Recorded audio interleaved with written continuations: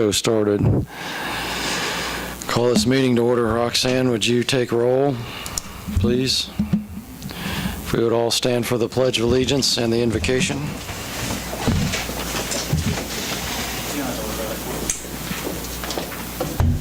I pledge allegiance to the flag of the United States of America and to the republic for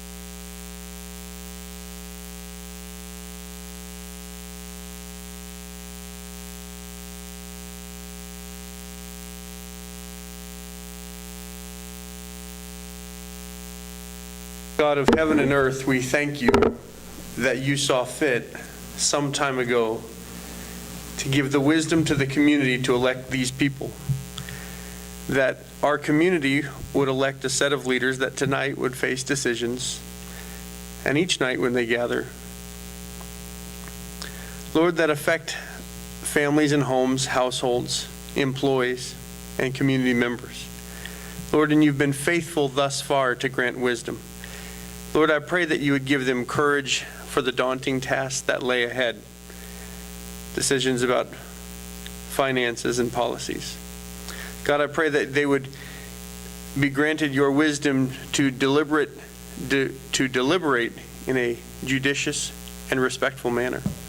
God, that you would give them the compassion to understand all sides of a point of view before making decisions.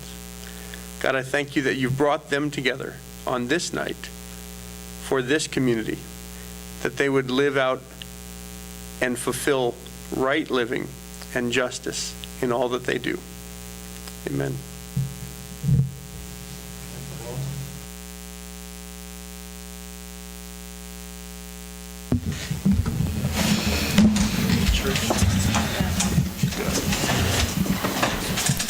Has the council had a time to review the agenda? Right, we need to add an executive session so we can look at some. I will move to approve the agenda, but add an executive session for non-elected personnel. I would second that motion. All right, all in favor, please raise your right hand. Motion carries. Thank you. Now's the time for public comments. Do we have any public comments tonight?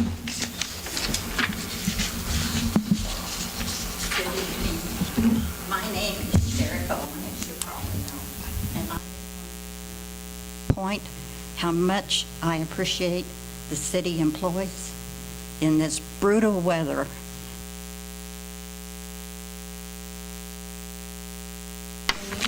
The streets can pave and help in keeping the budget in line, and it is so much appreciated by myself and all the citizens of Iowa. Thank you. Thank you, Sharon. Do we have any other public comments? All right. Has the council had time to review the consent agenda for this evening? Yes. Yes. I will make a motion to approve the consent agenda. We have a motion and a second. All in favor, please raise your right hand. Motion carries. Thank you. Moving on to item A, the 2017 budget proposal.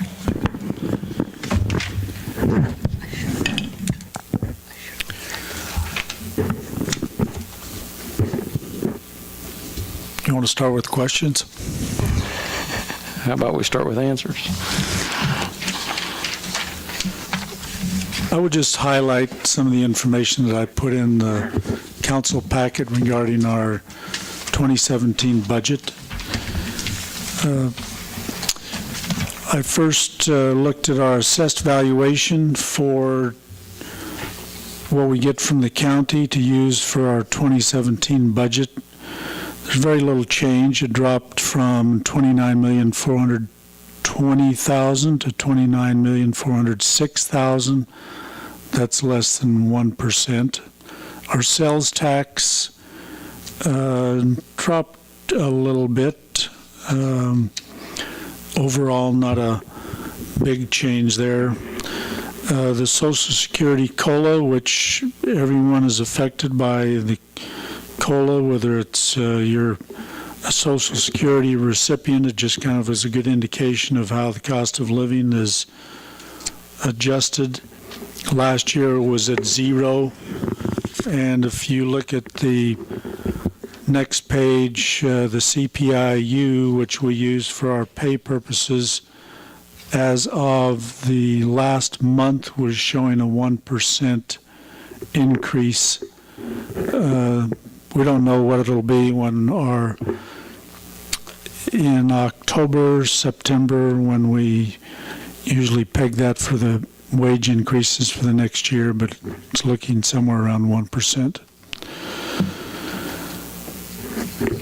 The next chart is just a nice visual indication of how inflation affects us over the years. Just a steady rise. Okay, so getting down to the nuts and bolts of our budget. A few months ago, it became apparent that we were facing about a $400,000 shortfall for 2016, combined with about $400,000 over for next year. The way I've chosen to deal with that is to make cutbacks in this year's budget. So we tried to take half of that shortage out of this year's budget, which left half of that to deal for 2017. So we looked at the options of how to reduce the budget, which mainly is some of our big ticket items, our equipment reserves.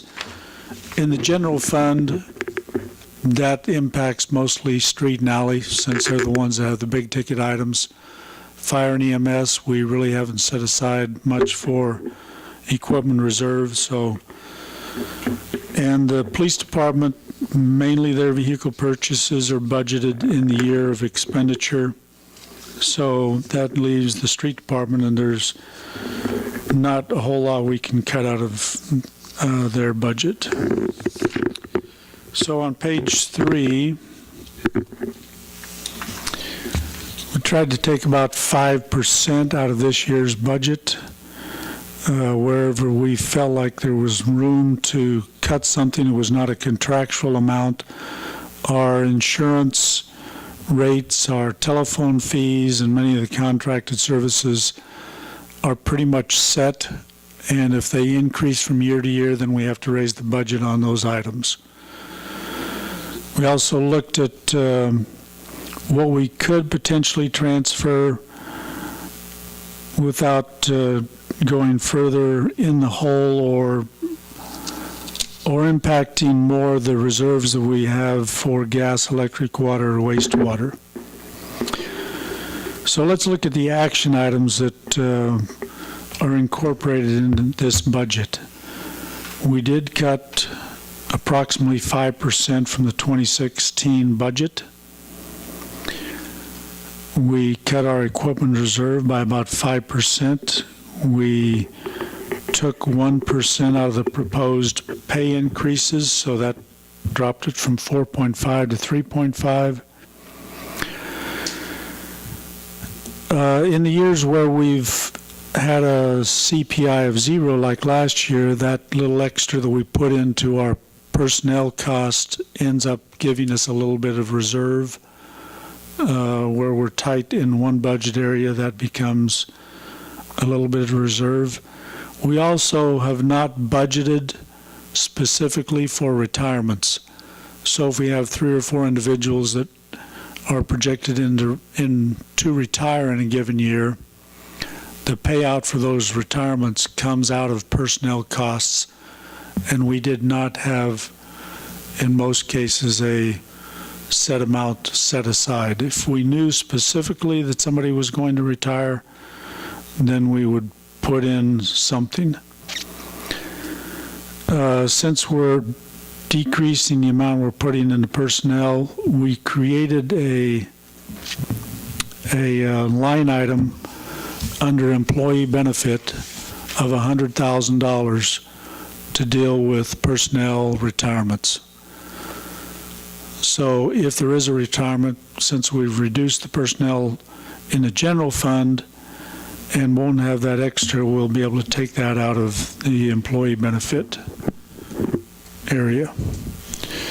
Proposing to cut Van Scoik for the rest of this year, and for next year, we did add $25,000 to industrial fund to deal with economic development costs, whatever they might be, whether it's existing businesses that are moving or new ones coming in. We did leave in the budget or note that we have $5,000 a year committed for Safe Base. Council agreed to that for 4 years. We did not put in $100,000 for rock purchase next year, since it kind of worked against Dan in some ways. He came up with a great idea to use our reserved rock, the waste rock that we clean off after chip and seal. That saved us $100,000. So the bottom line, after putting all those into consideration, is a proposal to raise the mill levy by 4.47 mills. That's approximately $131,000.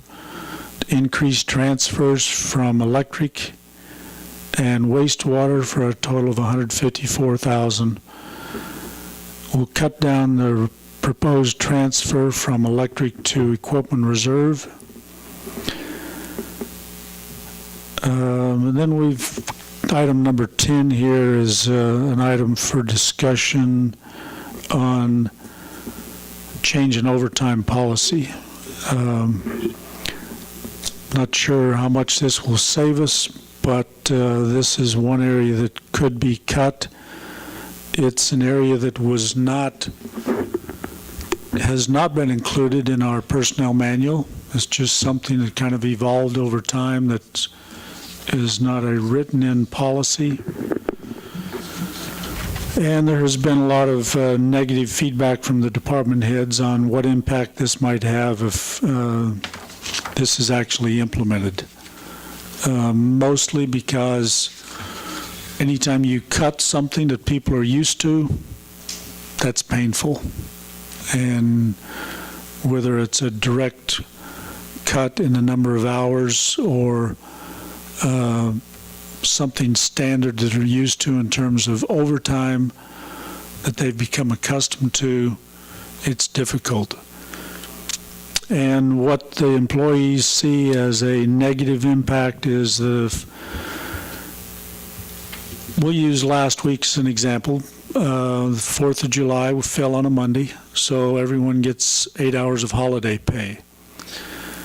If you work Tuesday through Friday, that's another 32 hours, so that totals 40 hours. Let's say you then get called in for 4 hours of overtime on Saturday to support the Mad Bomber run. That's 44 hours, but since your actual work time is only 36, you do not get paid overtime for the 4 hours on Saturday. You just get straight time pay. And that is the way the federal law is written. You're required to pay overtime for when you have 40 hours of work in your specified work week. Work does not include time away from your place of work, which would include vacation, sick leave, or holiday pay. My personal opinion is this is not something that we need to do right now. It's something maybe that could happen someday, but not right now. These guys work hard, they earn everything they get, and if they're called out at midnight because of a water line breaking or a squirrel got into a transformer or whatever the case may be, why at midnight would they want to get up out of their own bed, come out and work for straight pay when they're not obligated to? They don't have to come out if they're not the on-call person. Why would they want to leave their family on a Saturday to go work and give up their plans if it's of absolute no extra benefit to them? I don't think that it's something that we should take away from our employees. So let's be clear, the policy affects those situations where you have holiday, vacation, or sick leave in a given week. So if that did not occur, then you still get your overtime. Correct, but 4th of July on a Monday, lots of rain, lots of storms this week. If those guys would have been called out for something, it would have ended up being straight pay. If one of the officers would have been called out to do a transport, it most likely would have been straight time for them, not overtime. They're shorthanded right now anyway, and we're going to take away that little bit that we give them as an incentive to come out and leave their family and leave their home and leave their time off for that? Are we going to have a set time to talk about this particular thing, or is it just going to be right now? Well, the reason I put it in here is there's some, Okay, all right. there are some obvious choices that you as a council have to make in terms of looking at the overall budget. And when it comes down to cutting, there are not very many options.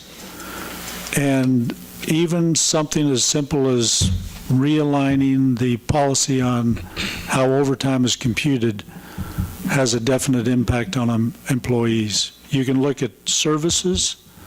You could look at, let's look at a few more specifics here on the budget in the general fund area. Just continue on down on that same page. Things that we still included in the budget: a second patrol car for the police. Chip and seal, we have traditionally done that every 4 years. It's a rotated program each quarter of the city. We could change that to a 5-year rotation.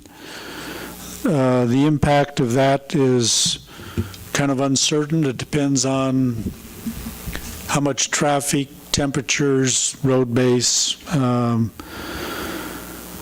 I talked with Dan about impact in the past. There have not been that many occasions where we've gone 6 years.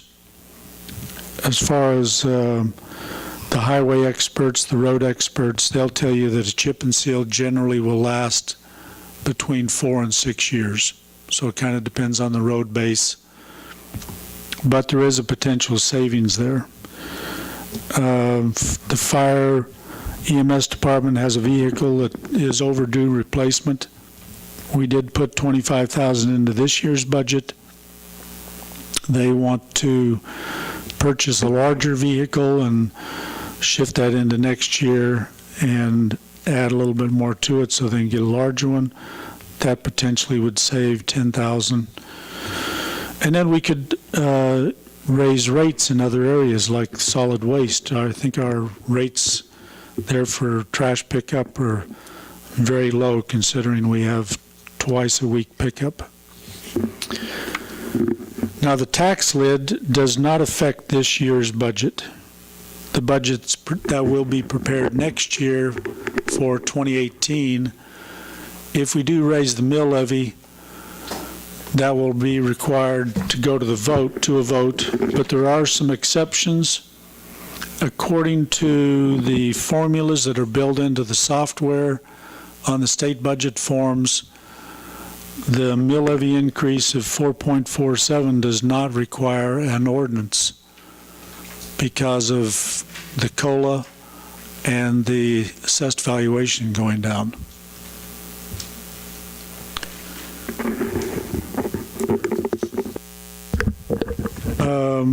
We don't have an increase built in for an increase in health care insurance premiums.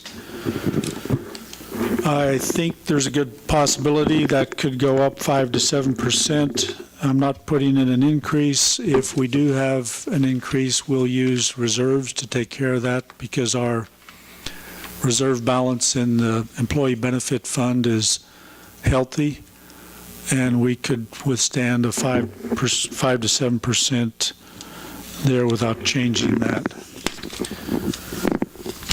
So go to page 4. These charts are just kind of to let you see where our revenues come from. 43% of our general fund revenue comes from utility transfers. Last year, that was 42%.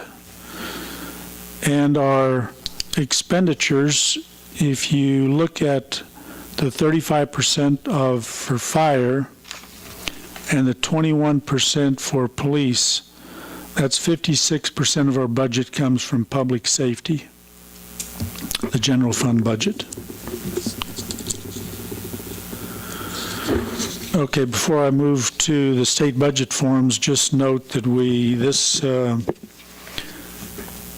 budget discussion today, we still have options to make changes. Next meeting, we will set a proposed hearing date, and then the budget itself would be adopted on the first meeting in August. Is that correct, Roxanne? Okay, so let's go to, I'll just note a couple of things here in the state budget. Page 1, of course, just gives you the references and your whole budget on one page. The overall, we have a $30 million budget. 6.9 million of that is in the general fund. And most of our attention is focused on the general fund because that's affected more by the property tax. So let's go to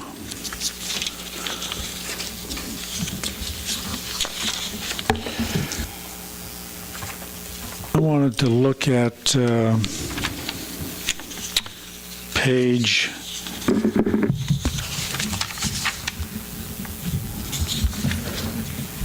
it's actually page 8, but it's not numbered, so it's after page 7.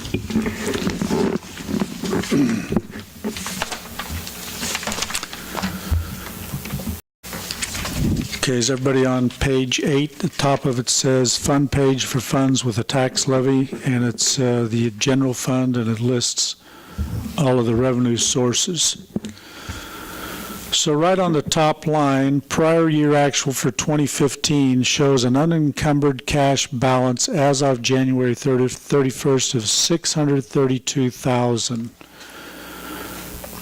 Estimate for 2016 is $92,000. So right away you can see that we had a healthy carryover from 2014 into 2015, and that is being eaten up with our 2016 budget. So most of these budget woes don't just happen overnight.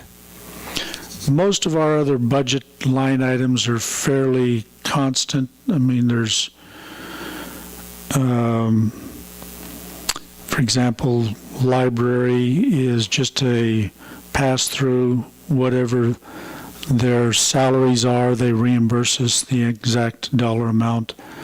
Our court,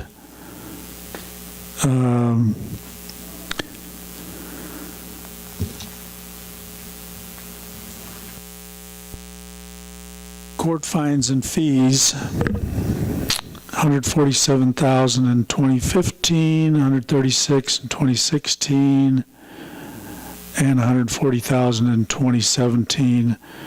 We did bring back the first year DUIs from the county, which that could potentially come up a little bit. There's also an offset on that revenue with prisoner boarding, but I still think there will be a slight revenue increase, but not much change in all of our general fund revenues. Real quick, Carl, can you explain what happened to the franchise tax? That got cut from 161 in 2015 to 87 in 2016, and then we're budgeting 87 again. Well, I don't want to highlight this too much, but Cox paid us double. By mistake, and they won't. And we pointed it out to them and talked to the finance department, the administration department, and said, hey, you guys paid us double, and they said, well, we don't think so, and so there's been no adjustment. Well, did you call them and tell them this year we only got half of what we needed?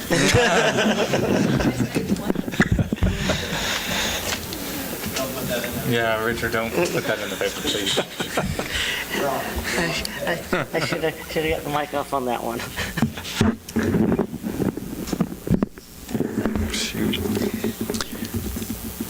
Okay, on page 8A, says page 8 at the top, 8A at the bottom.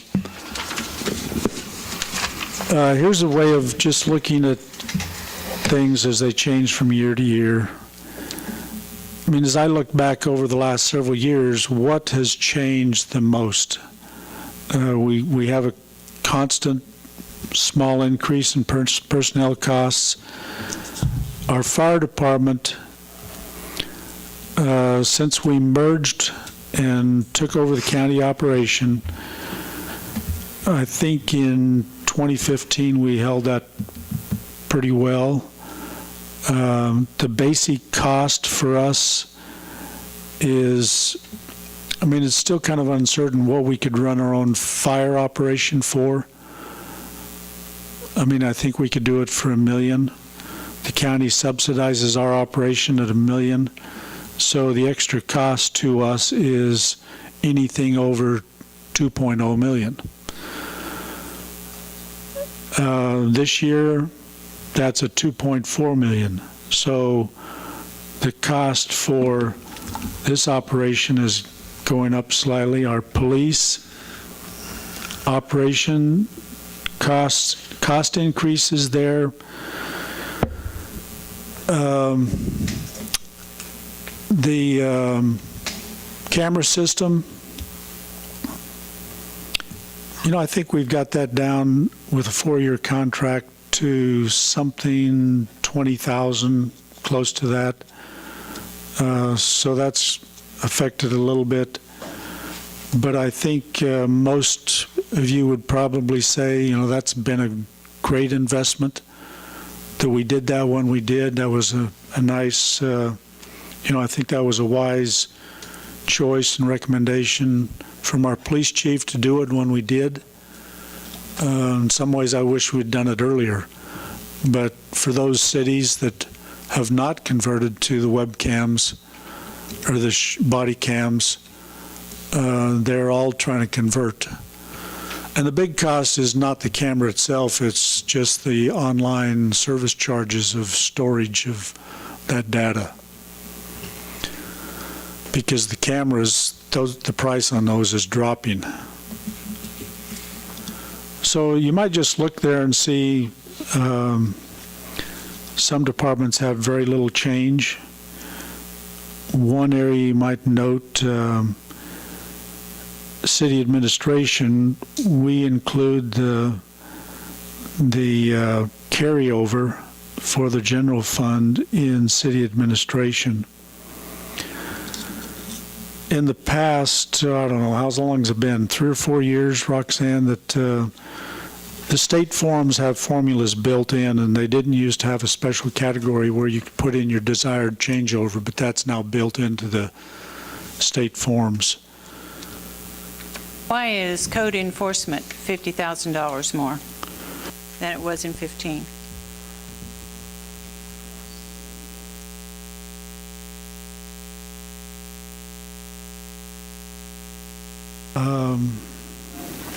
Mowing mostly. Mowing in 15. Sure, but I think most of it is.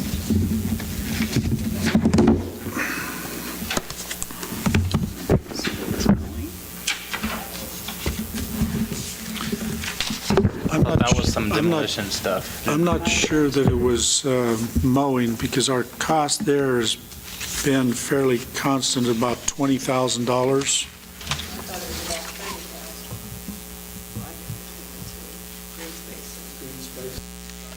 Contract mowing is about 20 to 22,000.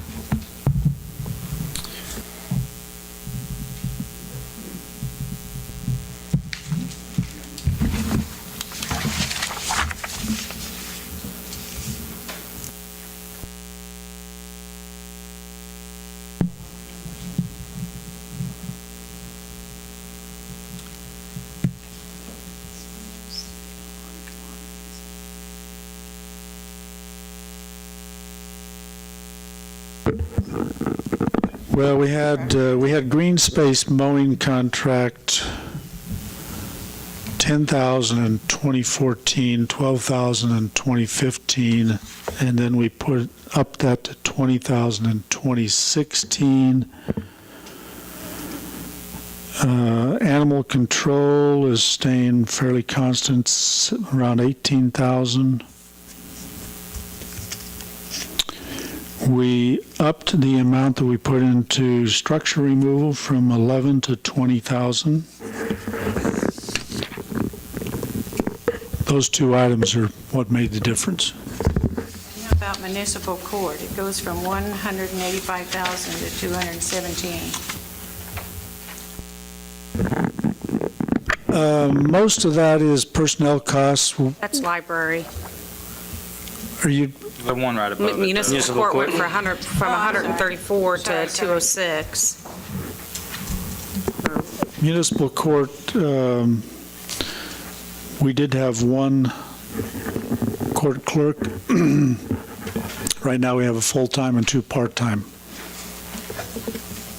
One used to do it, and now we have two full-times.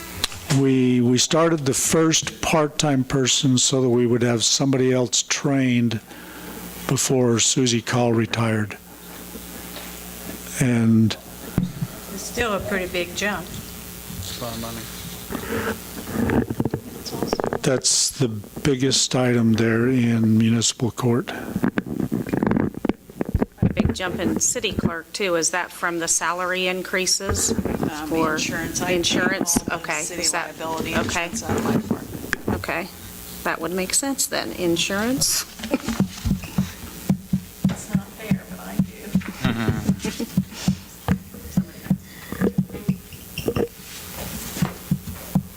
All you have to say is insurance. Carl, are we ready to get down to brass tacks here, or you got some more highlights?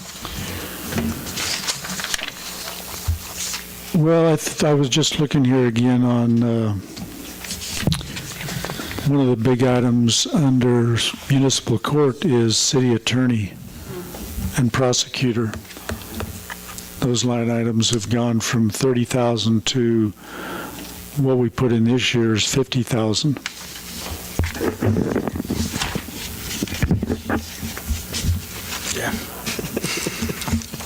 Okay, I think that's the main highlights of the general fund. So, I guess I will. observations. I guess I will start and try to find savings here and go with the fire department and ask how bad does Unit 34 really need to be replaced. The same with the second patrol car. If we can defer those or set those aside, that could save somewhere around 55, 60,000, which is 1.89 mils to 2 mils, which gets that number down from 4.47 to 2.47-ish, which is a lot easier to swallow than 4.47. My question, Carl, do you know anything about that Unit 34? If it's Unit 34 is the old Ford Explorer, and it's a piece of junk.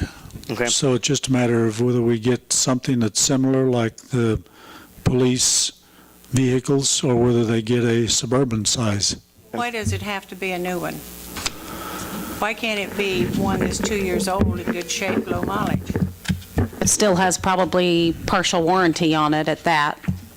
What if instead of trading in that old patrol car for $2,500 like we talked, or is that?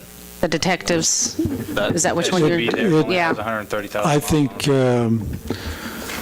well, the price that I had originally put into the budget was a vehicle that we could get on the state contract. So if we can purchase on the state contract, we can get a new vehicle at a very low price, lower than what you can buy from a local dealer, even used. So that's an option, to get a used vehicle. I mean, I think that all of the department heads would be willing to sacrifice and make cuts in order to not affect the way their employees are paid. what about this second patrol car this year? I know that I pushed for it earlier, but I'm thinking here that's about another mil right there in a patrol car. And if we can push that off another year, is that feasible? Well, we've managed to do that for the last 5 years. Yeah, I know we're falling behind the 8 ball is one of the problems there. Well, that one, the second one they want to replace still has another year on its warranty, too. That was the So, one yes. I asked Yes, that is Jared about. feasible. I think it's a 2013. Well, I think we should reduce our workforce. We have a lot of people, we're paying big benefits, and also, if you look at the other salaries around Iola, our people now are drawing, some of them a lot more than people here in Iola. I really think that we should look at reducing our workforce and talking with some of the people, they think that it might not affect our service at all. Before we took over the EMS operation, and prior to that, didn't we have a city workforce of 109 or 10 people, and then Well, I we think ended up down in the 90s, and then we took Corey, you can correct me if I'm wrong here, but I think when I started 5 years ago, we were at 107, and we cut that down to 99. When we added the EMS operation, we're back up to 107. Back up to what? 107. So if you think that there is opposition to cutting an overtime policy, I know. that is the easiest place to cut. It is, there's a lot of opposition to reducing personnel over what we have, and if you look at the long-term trend of the city, there have been cuts in personnel. You just may not notice so much. We cut one from Roxanne in the city clerk's department. We cut one out of the water department. We cut half of one out of the code. We cut one from Berkeley's. Power plant. We've basically cut through attrition, haven't we? We've cut through attrition. I don't think that cutting the number of employees is going to help our overtime expenses at all. So the big elephant, as I like to call it, is in fire EMS, where the rules are such. My primary motivation in overtime is trying to enforce a rule that's not supported by our personnel manual that I thought could reduce some overtime. And that's, unfortunately, right now in fire EMS, we're short 3 paramedics. So that will contribute to overtime increases. I can't say I support the raises either. Most everybody's going to get a merit raise, aren't they? Well, we're in the third, 2017 is the third year of the pay compensation plan, and that was not across the board. The big majority of that did go to fire and EMS to make their pay comparable with all of the ones in our area, the ones that we would compare in and compete in job acquisition or job recruitment. We're $800,000 down, and if we don't do something drastic, we aren't going to be able to make it. I know some of these things I don't want to do either, but you need to look at them and think about it. I think the problem there is that we may need to stretch that out, but at the same time, we need to stay competitive. If we're down 3 paramedics and we're paying less than everyone around us, you're actually going to end up paying more in overtime, and then you've got to weigh the cost versus the benefits versus the overtime. For overtime, you're not paying too many benefits by having another employee there. You pay the overtime, but you don't have that employee to pay benefits on. So the things that you're bringing up to me in terms of overtime are the same thing I've heard for the last week. I'm the worst guy on the block here. It's like cutting off your nose. The big saving, I mean, let's just say it, the big savings for this overtime would be the fire and EMS. That was $361,000 last year, right? I think that was last meeting, what we talked about, between scheduled and unscheduled overtime. This wouldn't affect scheduled overtime, though, would it? Well, that's 148,000, I think, if I remember right. It would not affect scheduled overtime. But is there a way we can better manage this? To me, this is a management issue, not a personnel or a punishing everybody because of one. We need to fix that department somehow. I agree. We have to figure out how to do it. I agree, well said, because you're right, the other departments have it under control. This is not a blanket fix. You can't fix it by punishing all the other departments and it is what it is. And I'll be a bad guy for saying it too, but it's isolated to one department, basically. Does our contract with the county have a cost built into it every year? It does have a COLA, but since last year, It's just a COLA, it's not yes, it's our a actual COLA, cost? just a COLA. It's a So last year, since it price. was zero COLA, we had no increase Well, on the, what I heard on the radio, the COLA is not even going to be 1%. It's going to be less than 1%. well, projections are all the way from 0.4, 0.7 to 1.0, so that remains to be seen. Now, when we're talking about for our pay increases, do we use which consumer price index do we use? We use the CPI-U, which is clerical workers and something, is that right, Corey? Okay. Is there a reason that we don't use the federal one, or? It is a federal Is CPI-U. there a reason why we don't just use the straight COLA, the Social Security COLA? There was That a one lot tends of, to be lower. there was a lot of discussion about which one would reflect kind of the mid or central U.S., affect us more, and so that's the one we finally resolved on. Okay. And Beverly, I know you asked about the merit raises. Everybody gets them. Some don't, because once you've been here so long, you're topped out and you don't get anything. So there's a lot of our employees that are at that level because we've had a lot of employees that have stayed with us for a long time. So if there's no COLA increase and no COLA, they don't get a merit raise either because they're already topped out. Well, we could make it easy and just say, we'll raise the utilities 25% and raise the taxes 25% and be done with it. Yeah, I'm not trying to be argumentative to your point earlier. To present another side to it, you made the comment about why would they want to do that? Why would they want to take a cut in overtime or whatever benefit that they might have? And sometimes that's having a job, Right, and I agree.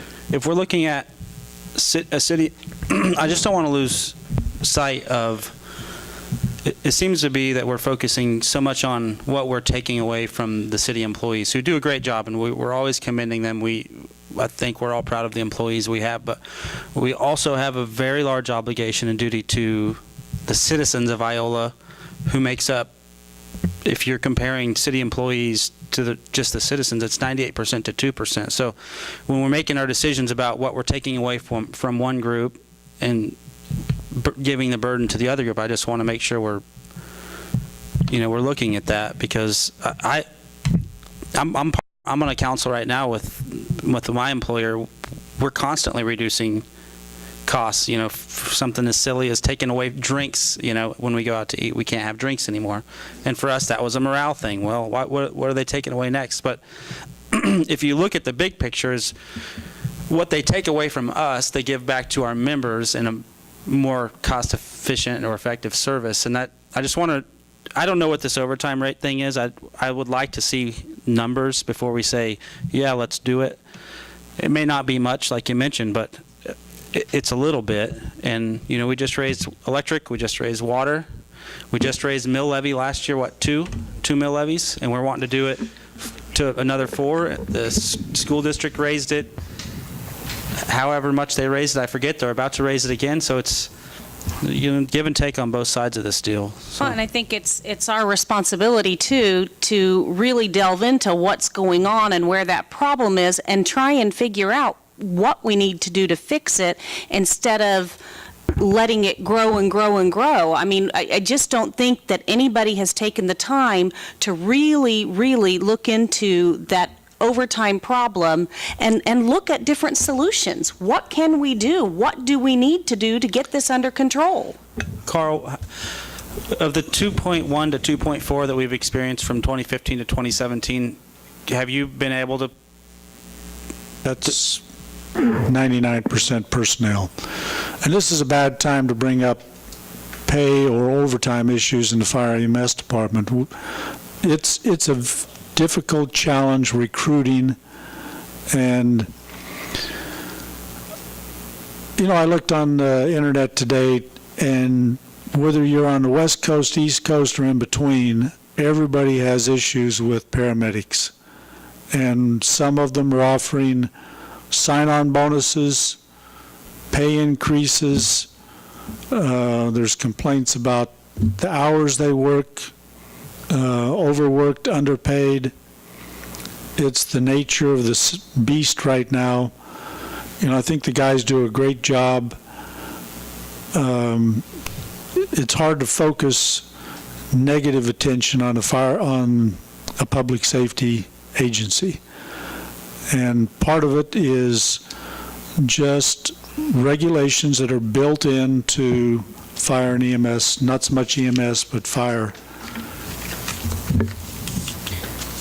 Carl, to change subjects here a bit, how many customers do we have on solid waste?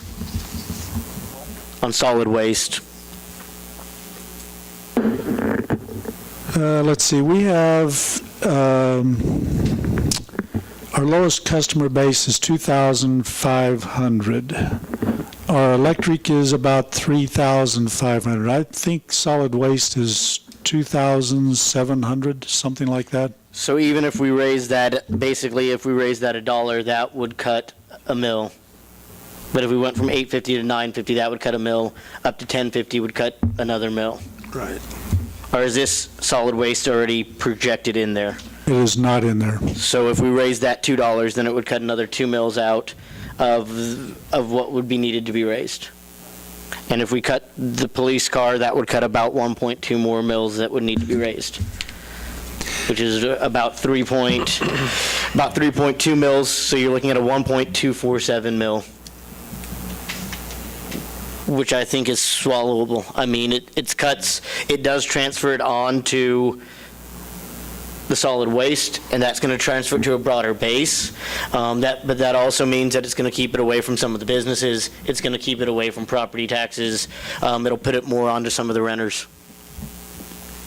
Does that delay a second vehicle purchase for the police department? That's with that delay. But I mean, what's the next vehicle purchase in 2 years? Well, they've been doing one vehicle per year. Right, so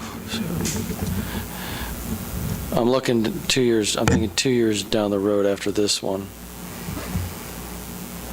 So if this one has 1 year of warranty left, what's the one that's supposed to get? Well, what if then, and that's a good point, because that puts us down to about 1.27 mils, give or take. What if we added another $0.25 mil increase in there that would be able to set aside for that in the future? Well, and what if we went chip and seal every 5 year? What if it did go to a 5-year rotation? I mean, if it's good for 4 to 6 years, then why can't we do 5 year? Carl, did you take into consideration already the chip and seal? Is that factored into the 100,000 of not making rock purchase next year but is... not if we move the chip and seal back on a 5 or 6 year rotation? 5 year. No, that is not in there. Okay, if you're asking about police department vehicles, Wear out faster that way too. what was your specific question? Since I looked at... Joel was asking where that rotation is, because we say we have the one with 1 year, but we're falling behind on this. Is that correct? And I think he might be right there, that we may need to raise it more than the bare minimum to set aside for this kind of can we've been kicking down the road. Well, he's projected 2 vehicles in 2017, but then 1 each for the next 3 years after, or 1 in 2018 and 2 in 2019. But in 2019, one of them that they would be replacing is a 2009 Crown Vic. And the one that will still be replaced this year is a 2011 Crown Victoria. What about trash collection once a week instead of twice? That's not a good way to go. I think the city would, I think consumers would swallow a $1 or $2 rate much more than going down. Well, how much would it save us? I don't know. Wouldn't save us though. Yeah, Dan's concerned about the streets. I mean, well, I mean, not much though. I But thought, also, I think your insurance is, I mean, they'll be lifting heavier stuff too. If you're, I thought I mean, I don't know, twice, I think we fought that earlier this year. I thought twice a week was unusual until I went back to Washington DC and Springfield, Virginia, where our daughter lives, and their pickup is 3 times a week. Really? And they don't have stuff scattered all over alleys and. And they don't even use, in their area they live, they don't use garbage cans. They just put out a sack in the parking lot in one place, and truck comes and picks it up 3 times a week. Do we have a clause where we'll go back and talk to the county about the reimbursement rate? When the county was running 6 ambulances, or the 4, excuse me, they had 1 in Humboldt and 1 in Moran and 2 in Iola. Wasn't their expenditure like $1.36 million for the year that they ran that? And Yeah, it was close to 1.4 million. And so I just wondered if we could talk to the county, because I think financially they're in better shape because of the pipeline that went through part of Allen County, and so money-wise, they might have some money. I just wondered, we've talked about not having a contract with gas on our water deal because it went for 30 years or something like that. And I just want to know if we shouldn't be talking to the county about a regular rate increase. So on that, so rather than putting off for what we are right now. That's an option, yes. I mean, I think we've shown that we've been operating a stable service since we took it over. For less than they could, yeah. I mean, we're doing a fire and It'd be nice to, I'm not sure how much we'll get accomplished here in the next few months during the election season, but after that's over, I think there's a good opportunity to negotiate. Yeah, I'd like to talk to them and see if they couldn't help out on the EMS operation costs.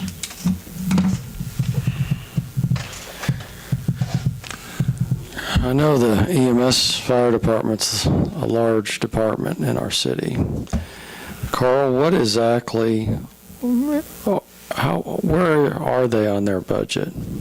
I mean, if we're going to talk about them all the time, we need to know where they are on their budget. Well, we cut back theirs a little bit, just like everyone else, for 2016. It'll come in close to 2.2 million. Okay, so where are they at percentage-wise? Percentage-wise, I didn't bring my budget sheets year-to-date. But they were holding pretty close to that 2.2. So if they're hitting that 2.2 and they've got, I mean, just for discussion, they're pretty close to the 2.2 and they've got scheduled overtime. and we're having a hard time staffing paramedics, and that's a national problem. How can we hold them accountable as this being really their problem only? I mean, It is not, you're right, it's not their problem I only. mean, really, it's not their problem. To me, they're doing a pretty decent job. Every time I've checked with them, they seem to be hitting a pretty decent budget, and we've given them a budget that they're hitting, and they need personnel, from what I'm hearing. Yes. Well, I talked with Chief Thayer today, even though he's still on sick leave. I'm confident that we have good management and that the operation is being run smoothly. There's just some inherent rules, regulations that don't lend itself very well to cutting overtime, and their goal is to add more personnel, which is contrary to what I see. I kind of weigh how much overtime we're experiencing with what it would cost to add 3 more people, 1 per shift. Right now, we're down to 8 each shift instead of 9, which is where I would like us to be. And when we were at 9, the overtime was less than adding 3 more personnel. Right now, our overtime is up and our personnel staffing is down. You're right, Joel, on hitting their budget. They do every year, but like at my house, if I set a $200,000 budget for myself, which is just out of this world, I'm going to hit it. I'll be way under it every year, but that's not saying that that budget's not set too high, and that's what I'm getting at. It's got to come down, like back down to 2.1, 2.0. That is where I think it should be. If it's fair is fair. They're paying $1 million. I think it should be set at 2. I have to budget around my income and not just set a budget that I'll come underneath. I mean, that's just... That's why I think we should be thinking about going back and talking to the county for additional help from them. Because I think that EMS, and when my wife is with us, we used it quite a lot. And I have a great, well, I appreciate them very much. And so that's why I was just thinking that if we're short of personnel, and I've seen in ads that other cities are looking for EMS people, advertising. And so I think that we need to find more. I just think we need to, if it's going to be 2.4 for 2017, I think we need to be talking to the county to see if they can't help us out on this additional expenditure. And I agree, but there are some ways that we could cut costs, and we've talked to the county, and they've been fairly reluctant on some of these proposals that have come there to cut costs about staffing levels and where to staff and how, and the hours of staffing. But I agree, maybe we can bring this back up and show them the hard data after 3 years. I would again say, I think Carl's right, that we should probably wait till after the election before we even open up those negotiations. Because we're operating now with far fewer people than what the county said we should be operating with back when we took it over. So that's why I think we ought to be talking with the county. I mean, we're focusing most of our attention right now on the fire EMS department, and there are some big needs there, but there's other departments that would also like to make some improvements to facilities. Fire EMS is no exception. The facility in Moran and the one in Humboldt are not by any means a Taj Mahal. They're bare bones facilities, and it would be nice to have some improvements there. I think the county's got a good plan for replacing the ambulances, 1 each year, and that will help bring those vehicles onto a good schedule. You know, when we go through the budget, we have for example, under the fire department, we have 2 pages of line items, and just like on the state forms, they're broken down into 4 categories, basically. Personnel, contractual includes things like legal, which we don't have anything budgeted there, publications, telephone. I'm not on a page. If you want to look on the state form, it's page 8C, I think. It's where the detail is for the general fund. So let's just look at page, which page? It's 8B. 8D? 8B. B is in boy. It's the fire department. So fire department is partway down, and it's broken into 4 categories: salaries, contractual, commodities, and capital outlay. And the capital contractual is all of the things that you really don't have much control over. Telephone expenses, insurance, vehicle maintenance, medical expense. Commodities, one area where they did cut back was on the medical supplies, what stocks they keep on hand. If they keep a lot of items on the shelf and they expire, then that just means a lot of drugs that we have to waste every month just to keep them on the shelf in case we need them. But they've whittled that down to more of the absolute essential items.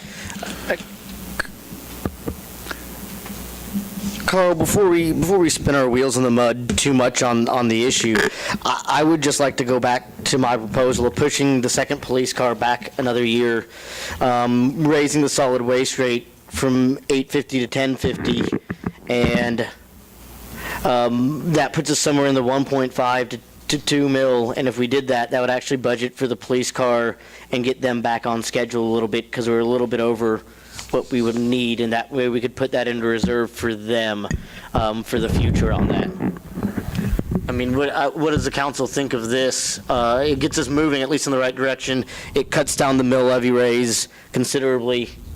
I like to, can we just go ahead and push the mill and overlay back? The chip and seal, I'm sorry.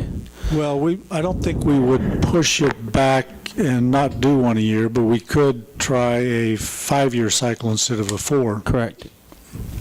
And then you wouldn't need to raise the mill? Well, if we did the 5-year rotation, I'm thinking we could cut that by 50,000. And if you didn't do the second police car, that's 35, so you're at 85,000. And it's 29. 29 a mil. And then you said there's roughly 2,500 customers, give or take, in the solid waste, so each dollar is a mil, roughly. I do it? I would like, because we're pushing this back and we've been kicking this police car can down the road, I would like to start setting back at least a partial amount for their second police car every year. That way we buy like 1 1/3 or 1 1/4 every year. And that way we don't get too far behind this to where one year we need to buy 2 for the next 3 years. That's going to break our budget. On the same note, though, as far as buying new equipment, Street and Alley's been trying to buy a loader for how long? And that can's been kicked down the road. That thing is wore out. And I hear about it a lot. And it gets used a lot. Fortunately, we've been setting aside for the loader. I thought we cut that, though, last year. We did not cut it entirely. We just took part of it out, How? 5%. Oh, okay. How much is the vehicle? How much is a vehicle? How much is the loader? No, a vehicle purchase. 35,000 Yeah. For the police? a mil. Could we cut the unused concrete sidewalk budget in half and there's your half a car every year? We're not using it anyway. I'm sorry, it's not in general It's fund? not in the general fund. Can we transfer it to the general fund?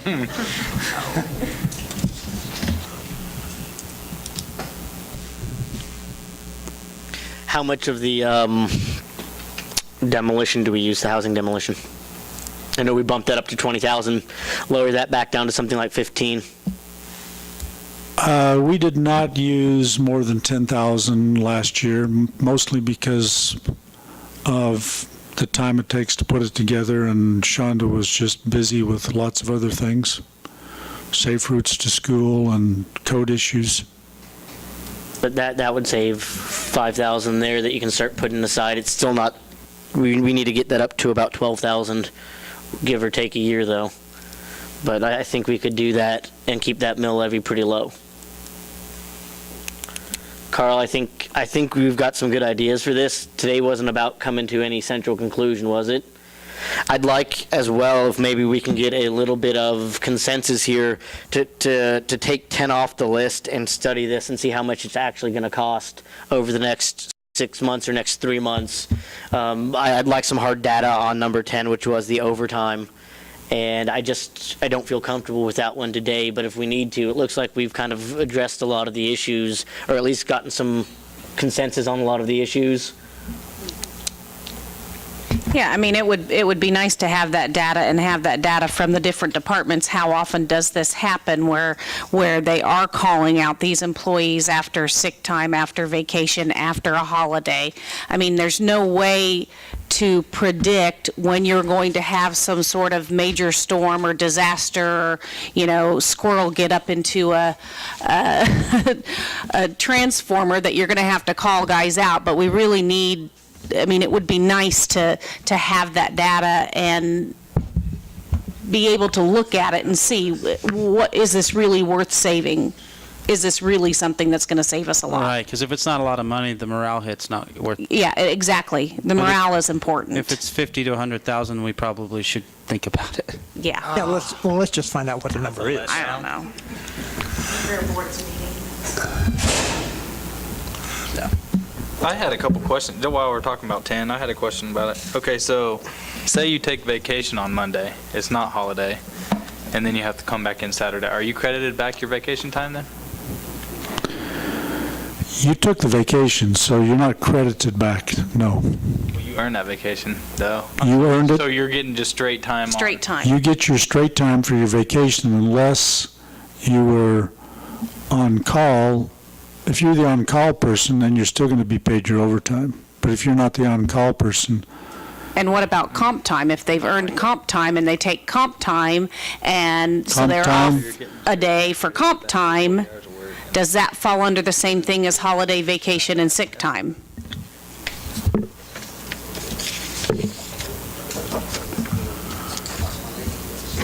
Well, I realize you're still making more money, but you're not making time. Which at the same token, it does state on fact sheet 7 of the FLSA that law enforcement, fire protection, emergency response personnel, and employees engaged in seasonal activities may accrue up to 480 hours of comp time.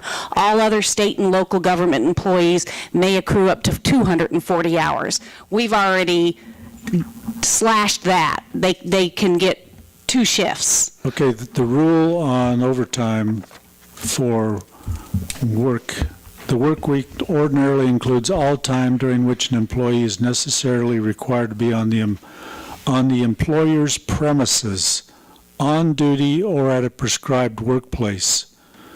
So comp time is the same as whatever vacation. You're not there. Okay, then I got another question. Say Monday was a holiday. Can they work that day?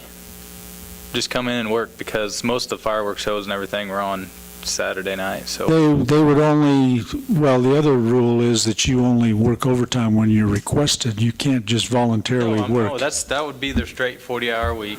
If you work, On Saturday, then you get your overtime. if you work on a holiday, you're paid holiday pay. So in the We cities should do that then. closed down, other than like fire and police, those guys have to work if it's their scheduled shift, but you don't just go in and work at your place of employment on a holiday. Probably seem like stupid questions, but I'm paid It's salary. I mean, military. we It's already- military. You're military. You're We different. have, Salary, they pay me 24/7, I don't care. I Why think don't, we- why don't we hold off, because we already kind of agreed to study this over the course of the next 3 months, where we can address some of these other issues.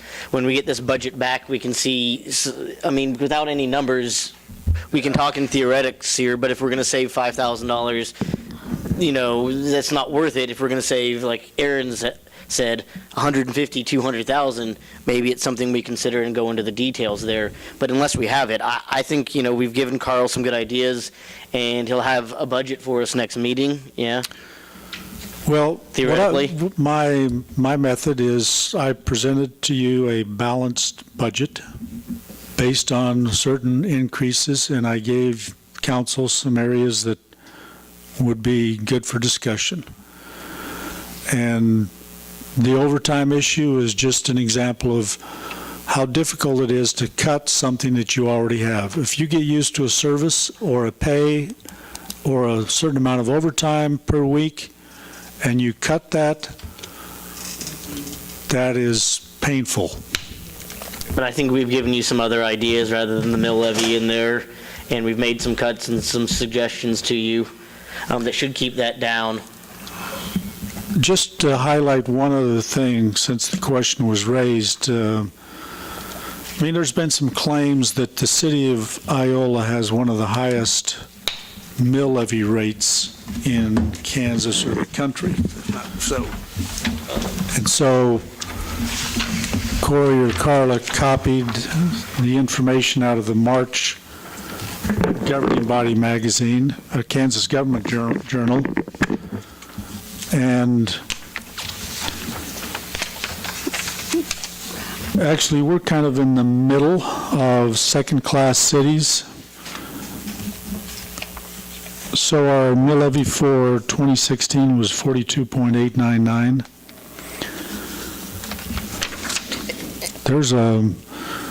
There's a lot of other cities that are, I'd say we're just right in the middle of the pack.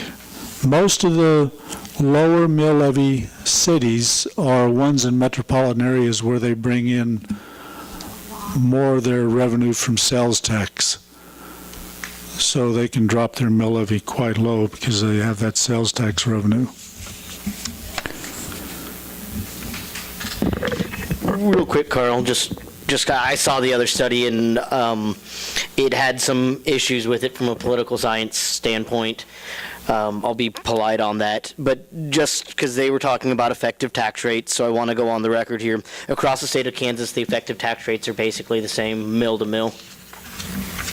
That is, one mill is worth X amount, $1 is a $1 in every 1,000 basically, or something. That doesn't change county to county. Correct. Okay. It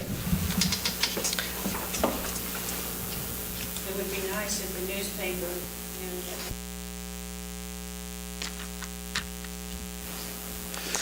knew Yeah, Well, I've seen that study, and Do those the study reports has only consider county seats? they only consider county seats, and they also it's kind of like saying I am the tallest Hispanic person in the room whose age is 33 and name is John Wells. And when you do it that way, you can really skew your data and says John Wells is really tall. Well, it turns out that I'm not really. It just turns out I'm the only one that meets these criterias. And that study kind of did that in several different ways. I don't want to go into all the details. It's fairly common for studies to do that that are trying to make political points. And likewise, we can go back and make points on either side. But yeah, basically, you're right. It only compared county seats. And so, for instance, Chanute's not the county seat, so they weren't compared with us, which is probably a better comparison to. I mean, if you look on here, look at Eureka. Eureka's a smaller town. They're higher than us.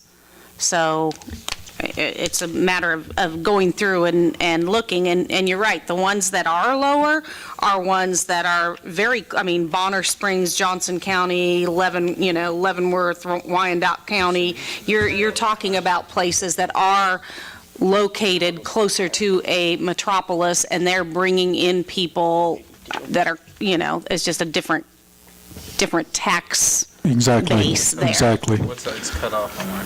So if you look at some of the communities that are kind of in the 4,000 to 6,000 range, Larned, mill levy 61. Neodesha is smaller, 2,400 population, and their mill levy is 60. Independence is higher than us. Russell, Kansas, 59. Kingman, Kansas, 59. Columbus, 58. Yates Center, 58. Cherryville, 57. Fredonia, 57. Well, Humboldt is in a different category because they are second highest on the list at 85. You know, I think we are fortunate, whoever the city fathers were at the time, where we got a electric generation and a gas utility.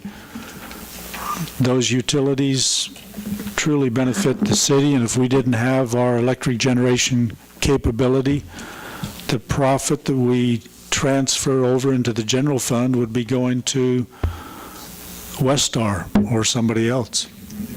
So Carl, we've got some proposals here, but with these proposals and these potential action items, will this balance our budget for next year? You mean balance the budget without a mill levy increase? Potential. Or with a small one. Yeah. Yes. Okay. The budget as it is in the packet tonight is balanced with a 4.47 mil increase. If we make just two changes, go to a 5-year rotation on chip and seal and take out the second police car, that's almost 3 mils right there.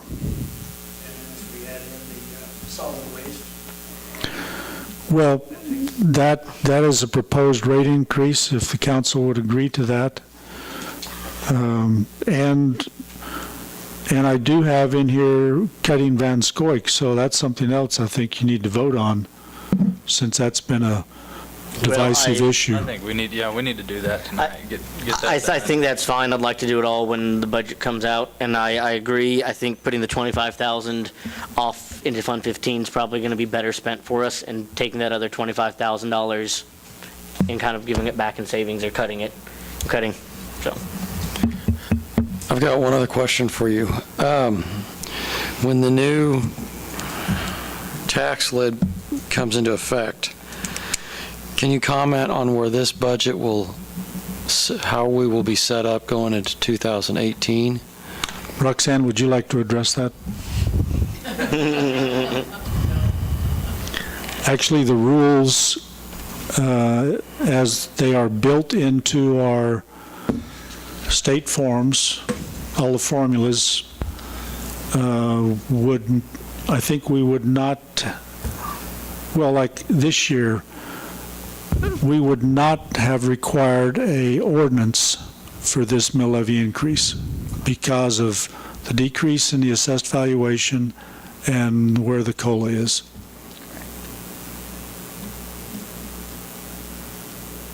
Okay. So I'm thinking with the new rules for the tax lid, we also would have been able to do this without going to a vote. Right.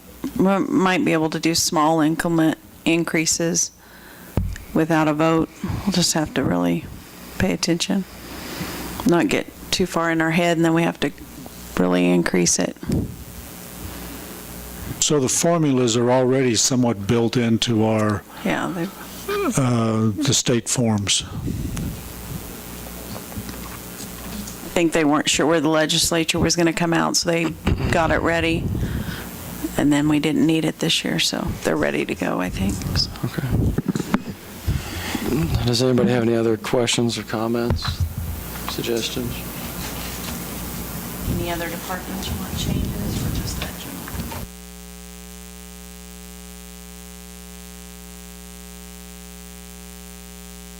I'd like to shift that 5,000 out of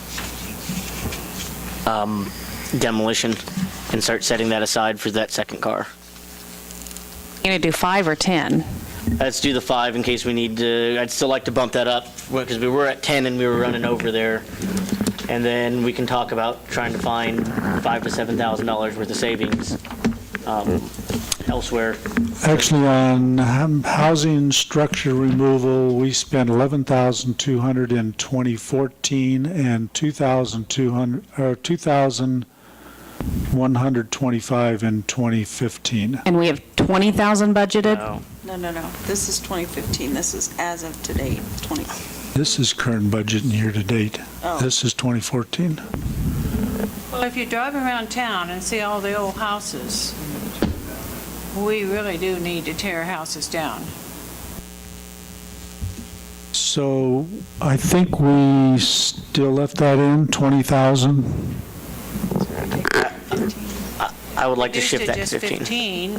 just 5, that'd still leave 15. That'd be probably one more house than we have done the year before. Well, 3 or 4 houses at least. how about, I'll take 5,000 out and you can look at it at the next meeting. Thank you. Thank you, Carl. We really appreciate your efforts. Well, it's mostly Roxanne, and then Carla and Corey do the personnel. We appreciate their... They just get to blame me for things that don't go right. Golf carts. All right, well, thank you. We'll look for that next time. We'll move on to item B, golf carts on city streets. Okay, this was a proposal that we turned over to the police department to make their recommendation, and Chief Warner doesn't really have an issue per se with allowing golf carts on city streets. The impact would be the Kansas rules state that if you are going to allow them, then you can only operate them on roads with a maximum speed limit of 30 miles per hour. So that means in order to make this work, we're going to have to change the speed limits on Cottonwood and Miller Road, which are both, Cottonwood is 35 miles per hour on the north end, and Miller is 35. So we'd have to change those from 35 to 30. And we propose that if the council wants to do this, we incorporate it with the standard traffic ordinance, which we will pass later this year. Probably next month. What would happen on State Street? What would the speed limit be for them? Huh? They just can't go on They the won't street. be allowed. Okay. Basically, you have to allow them on Cottonwood. The entire point is so that they can drive to the golf course. Right. Because if you didn't have them on Cottonwood or Miller, they wouldn't be able to get to the golf course. Right. Those are the two cross streets. I just want I don't like driving slower, but I don't think it's the end of the world here. From everyone that I've talked to, they said it's probably a good idea once we allowed the other kind of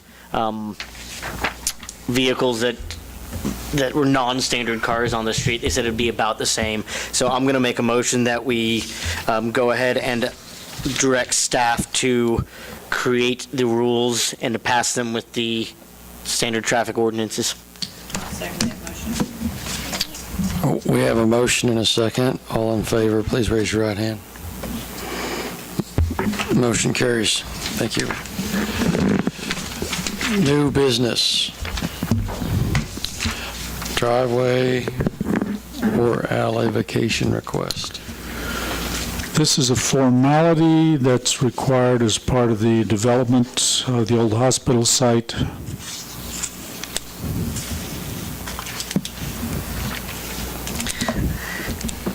I move we approve ordinance 3463 vacating the U-shaped driveway at 115 South First. I'll second it. We have a motion and a second. All in favor, please raise your right hand. Motion carries. Thank you.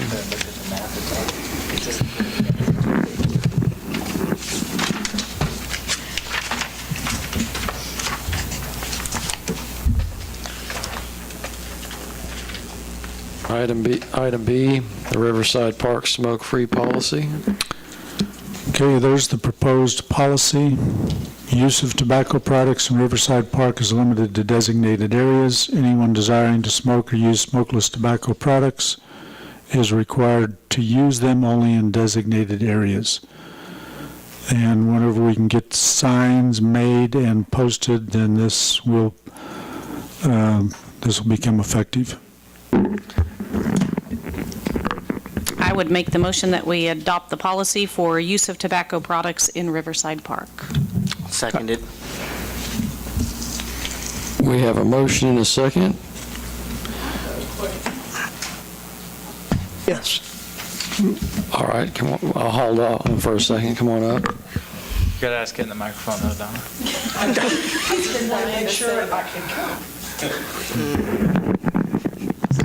The signs are going to cost some money. Why don't we let Thrive do that, because they've got that grant? They are. Oh. That's what we had talked about last meeting. They have agreed to use their grant money Very good. to create the Because I signs. thought, since we're broke, well, that's more money.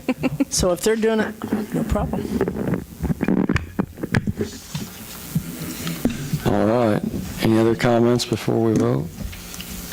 I didn't think they were going to use smokeless tobacco in this. I didn't remember that. We already have a restriction on use of smokeless tobacco, so it's mostly a clarification.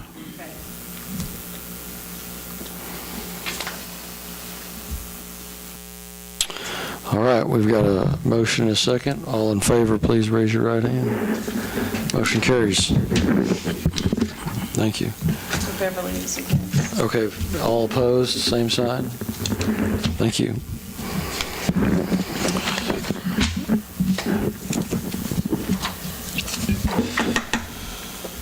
Item C, seal coat project bid.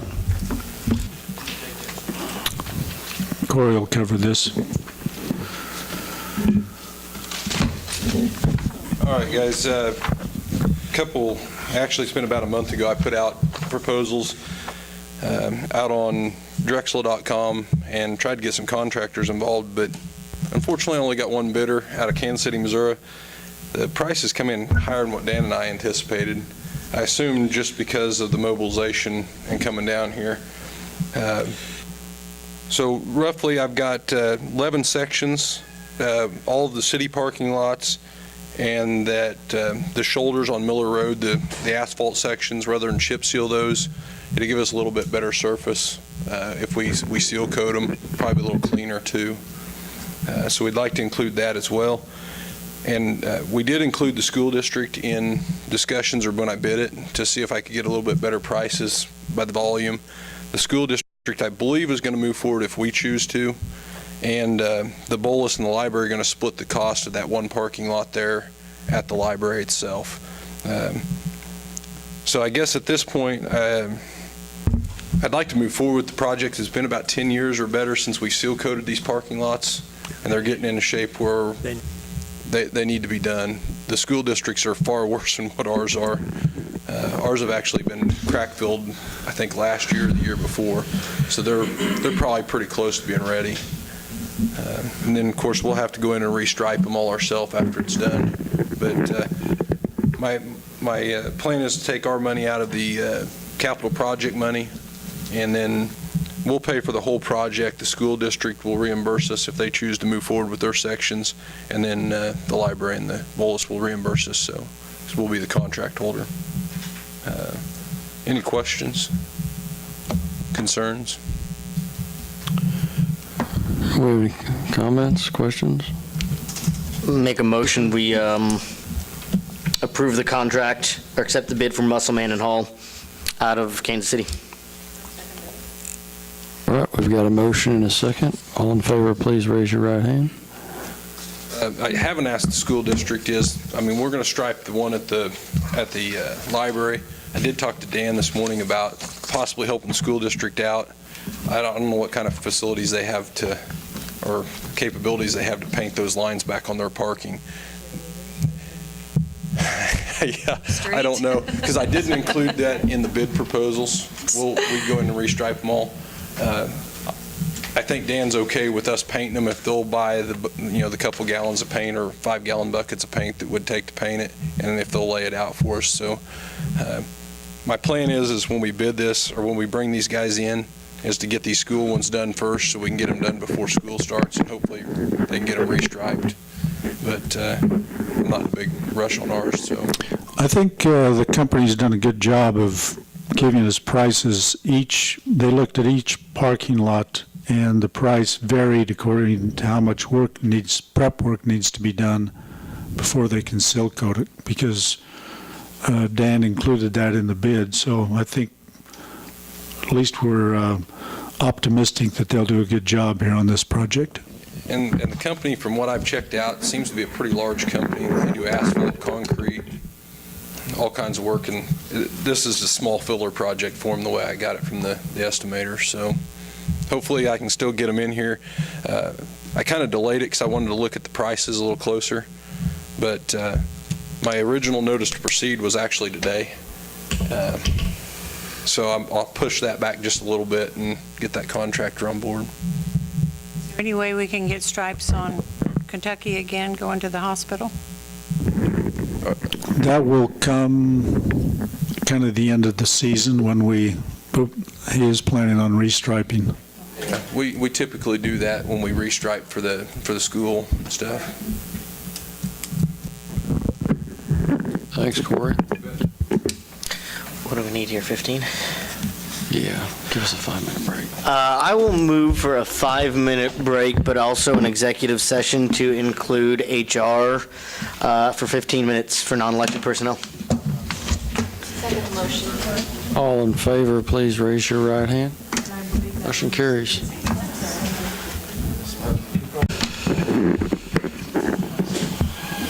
John, you got anything extra for us tonight? No, I think I'm good. Just a nice shout out to the electrical department getting the power back on Friday. Again, Friday night came out pretty quick. Burned out a city wire, and so city wire melted. They were back out. City power was back on in 30 minutes, which was great. You bet. Sounds good. Nancy? Just a big shout out to all of the city crews that helped with Melvin and helped make it a successful event again this year. I mean, there's just some things you can't do without their help, and we really, really, really appreciated every bit of it. It really turns the event into something special, and all their hard work that they do, and the ditches are now mowed along the rail trail, and thank you for that. That's so much nicer, and just a big, like you said, a big shout out to them. They're working in really extreme heat and not the most pleasant conditions sometimes, and I just really want to say thank you. Thank you, Nancy. Beverly? I don't have anything. Okay, thank you. Don? I've got a couple of things. One is we celebrated the 4th of July since our previous meeting. So I hope that everyone will be, if you know the veteran or whatever, that you give them recognition, say hi, shake their hand, or acknowledge them. Because and other ones that are in service, if you see them, let them know we appreciate that. And the other is I want to say that I hope that we have respect and gratitude for what all of our police enforcement officers do with what's happened in Dallas and what's happened up in Michigan today. So I don't understand people, but anyway, they protect us and they serve us, and so I want to say thanks to all of them for what they do.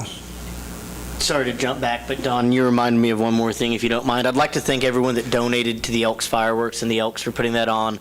Again, remember, those are all private donations and a private organization that do Iola's big fireworks. So thanks for everybody that gets out there and does that, and all the businesses and individuals that donated. Very nice.